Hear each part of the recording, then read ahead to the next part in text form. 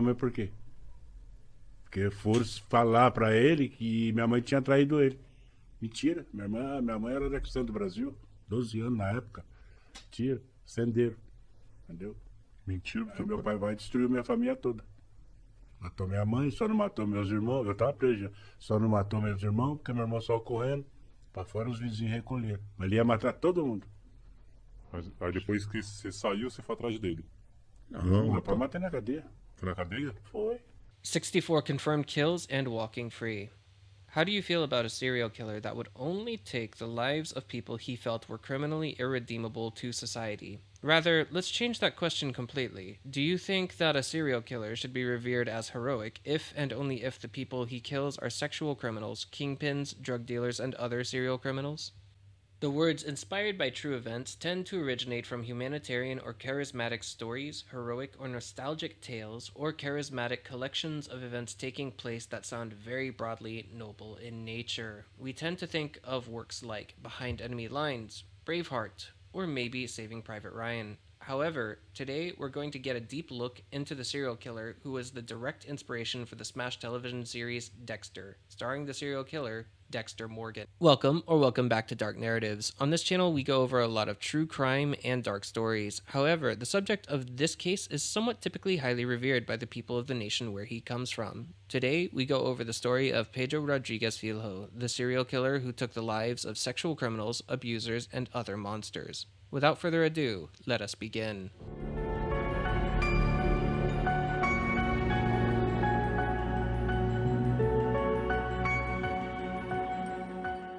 Today we are going to Brazil. We'll be starting out in Santa Rita de Sapucaí, a somewhat interesting suburban city in the southeast side of the country.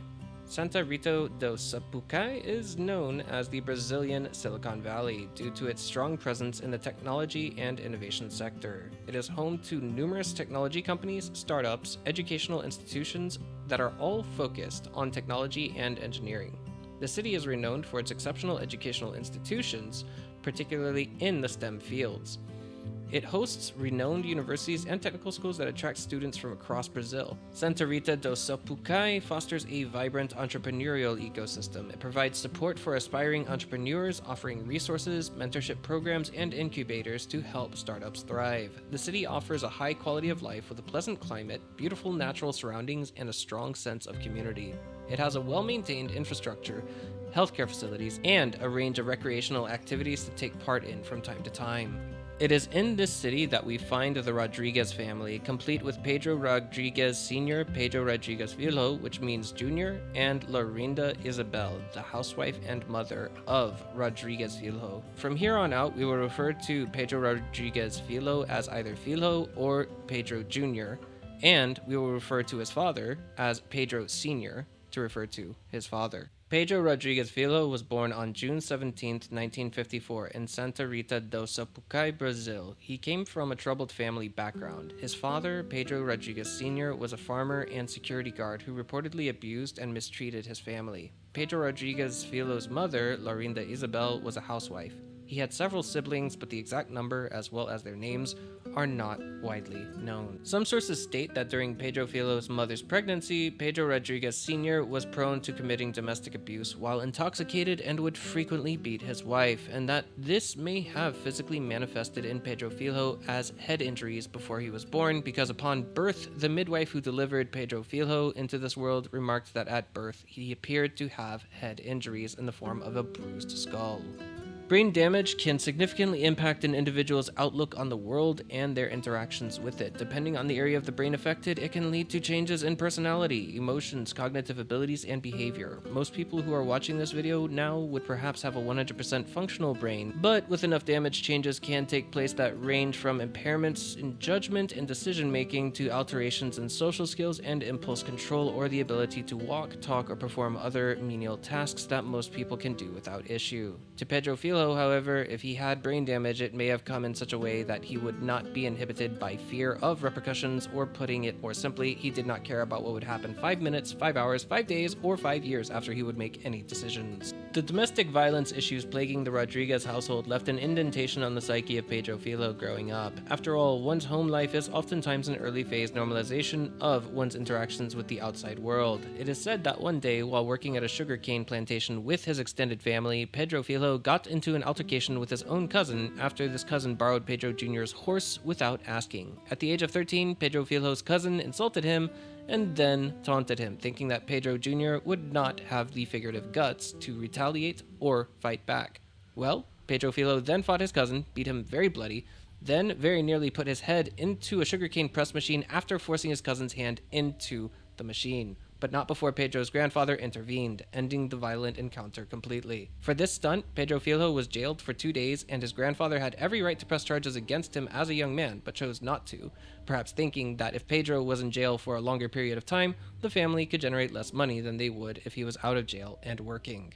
Now is a good time to mention that the grandfather of Pedro Filho was also much more of a father to him than his own father, and Pedro Filho's grandfather taught him to do things like swimming, hunting, fishing, slaughtering and butchering animals, and other necessary life skills for a person growing up in a rural countryside farm-like conditions in the 1960s of Brazil. However, his grandfather also shared with him the information regarding the situation that led to his father, Pedro Sr., attacking his mother while she was pregnant with Pedro Filho, as well as other instances when he was just an infant. Despite mentioning all of these details, Pedro Filho's first homicides were not against his family. Instead, they were against the people that fired his father from his job as a night shift security officer at a school when allegations arose that his father had been stealing food and office supplies from the school. His father was adamant that he had stolen nothing, but the deputy mayor of the town didn't want to hear anything from Pedro Sr., including his assertion that the real culprit for this crime was the day shift security guard. Pedro Filho then took his grandfather's shotgun and took down the deputy mayor in front of City Hall in broad daylight, then later found the daytime security guard and took him down as well. At only the age of 14, he had just committed a double homicide and then went on the run to a community on the outskirts of Sao Paulo known as Mogi das Cruzes in Portuguese, where he lived with his godmother in the beginning, but found shelter later with other people. Not long after arriving in this new city, he made the acquaintance of a woman roughly twice his age, in her late 20s or early 30s, known as Maria Aparecida Olimpia. However, her nickname Botina literally means booty, and we think you all get where this might be going. At only the age of 14, Pedro Filho developed a romantic relationship with this woman, but their age difference is not the most diabolical element of this relationship. Instead, it lies in the fact that Maria was a drug trafficker, and she was notorious for seducing young men into trafficking controlled substances on her behalf, and Pedro Filho was no different. However, he quickly gained her attention over the other boys because he did everything that she told him to do with more efficiency, because it is speculated that he also destroyed the competition without hesitation when he did work for her. He quickly became Maria's favorite. Some level of paranoia did set in on Pedro Filho, however, because one day, 3 other boys who were known to work for Maria invited Pedro Filho to smoke grass with them. He noticed all 3 of the other boys were armed. He was also armed. He took out his gun, pointed it at the other 3 boys, and told them to drop their weapons. They did so. Then he ended the lives of 2 of them while putting the other one in the hospital for a long time. Around this time, he had earned himself the nickname Pedrino Matador, or Killer Petey when translated into English. He had earned this nickname after killing and robbing multiple rival gang members and leaders in his area. At the age of 16, it is said that Pedro Filho proposed to Maria.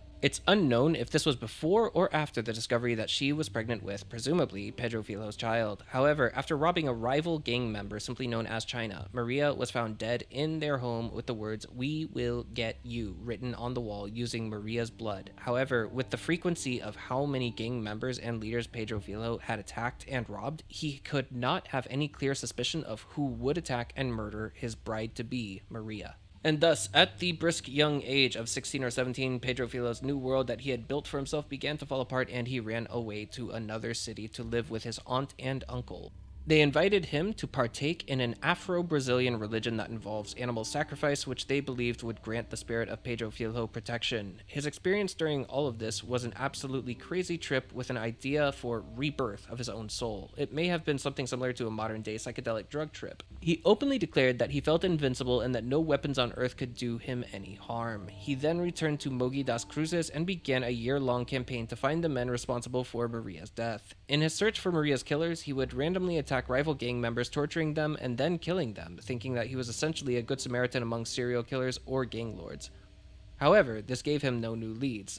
But one day, he went into a bar where he encountered the ex-girlfriend of China, and it was there that China's ex-girlfriend explained that China ordered the hit on Maria.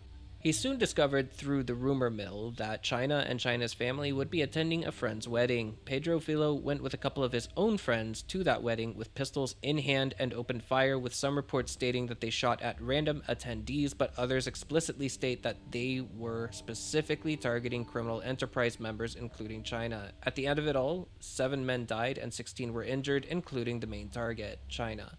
But in true gangster fashion, at the end of it all, Pedro and his friends walked into the bar at the wedding's venue and poured themselves some drinks to celebrate. After this, Pedro Jr. simply laid low for a while. The only notable criminal act that took place after this time frame is that Pedro Filho's favorite cousin wound up pregnant, and the young man who impregnated her refused to marry her. So, Pedro Filho murdered the man who impregnated her. On May 24, 1973, with unclear reasons for why he was to be placed under arrest, authorities attempted to arrest Pedro, but he resisted and a gunfight broke out, which resulted in him becoming wounded. In the trial, which was a slam dunk for his sentencing, he was accused of killing 18 individuals, but he was enraged in the courtroom, remarking that he had easily killed over 100 different individuals, perhaps filling himself with delusions of grandeur, taking pride in removing people that he felt were of no benefit to society from the society where he lived. After sentencing for the 18 individuals that he was criminally convicted of murdering, he and another person sentenced for a different crime were put in the back of a police transport van where they were taken to prison to serve out their sentences. Both Pedro Jr. and the other inmate were handcuffed. However, when the police transport arrived at the prison to put them both in to serve their sentences, the authorities opened the back of the vehicle to discover that the other inmate was dead.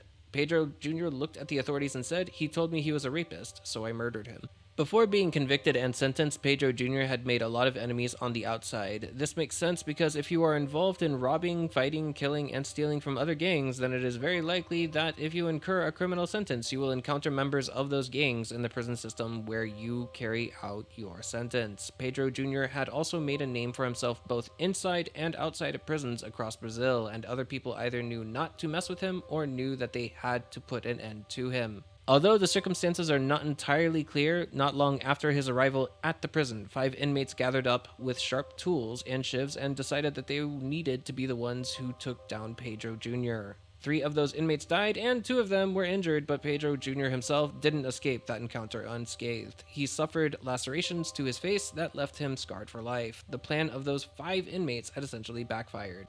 Throughout serving his sentence, Pedro Jr. would often receive love letters, fan mail, and in some cases, marriage requests. However, the most bizarre requests that he received in his daily mail were requests from people on the outside of the prison stating the names of various inmates inside the prison who needed to die for the crimes that they committed. Other reasons he took the lives of other inmates included, but may not be limited to, another inmate spying on Pedro Filho while he was having sexual relations with a woman who visited him in prison, and one inmate that Pedro didn't like because the inmate was snoring too loudly at night. However, what is perhaps the biggest lapse in vigilante justice is that Pedro would murder people who were still on trial and waiting to be formally convicted of the crimes that they were arrested for. In other words, he might have murdered a few individuals who were framed for the crimes that they were arrested for and could be very well innocent.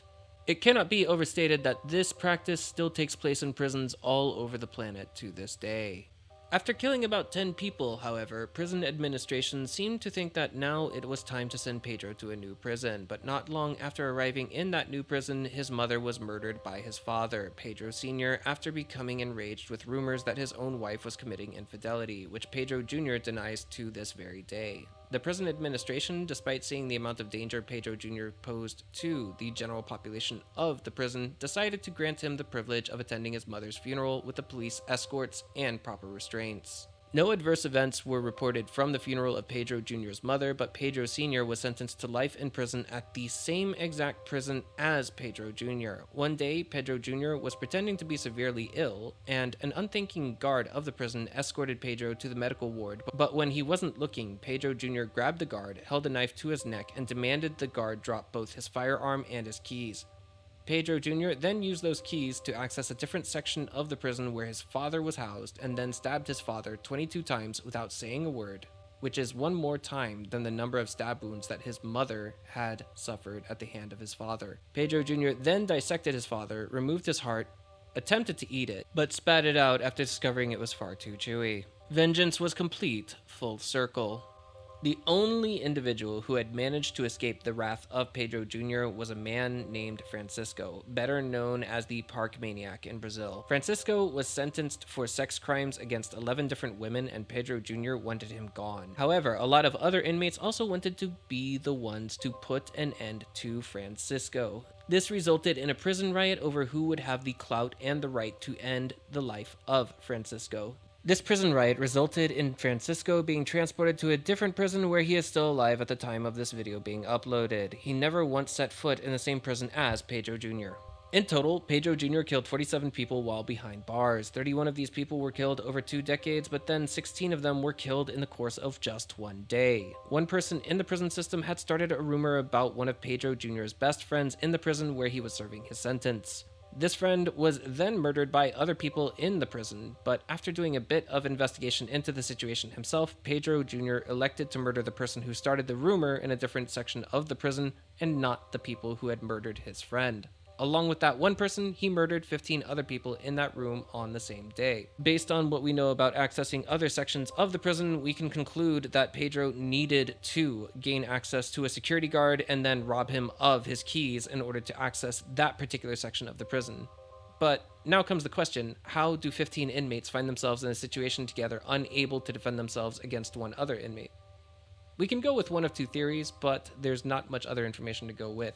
The first theory is that these inmates were probably restrained, as in handcuffed to something or tied to something, and the second one could be that these inmates may have been handicapped, or this may have been a medical wing or a psych wing where the inmates were less capable of defending themselves. Pedro Jr. stated that at the end of his 16 inmate killing spree that day, he felt that he had become deaf for 3 days because of the screams of his victims' agony repeating in his ears. For this particular event, he was given a psychological evaluation and was given 10 years of solitary confinement. For 23 hours of each day, he was to be in a cell with no exposure to any other inmates, but he was given 1 hour of strictly managed outdoor time to see sunlight and get some exercise. It is unknown whether he had other small luxuries such as books to read, television programs to watch, or music to listen to during this time in solitary confinement. However, in what may come as a shock to non-natives of Brazil, Pedro Rodrigues Filho was released 30 years to the day after his sentencing to prison time, despite the fact that he was initially sentenced to over 100 years in prison. The legal code that enabled his release appeared to have been put in place on humanitarian grounds, and bizarrely enough, any murders or other crimes committed while in the penal system of the nation of Brazil